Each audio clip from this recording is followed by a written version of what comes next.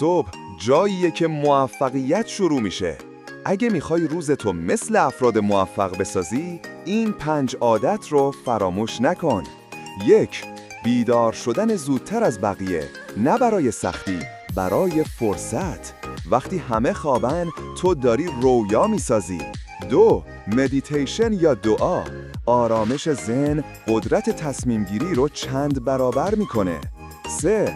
ورزش سبک، حتی 10 دقیقه حرکت مغزتو بیدار میکنه و انرژی میده.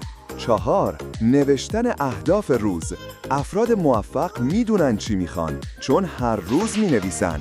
5. یادگیری، یه پادکست، یه کتاب، یه جمله الهام بخش، هر روز یه قدم به رشد نزدیکتر. موفقیت اتفاقی نیست،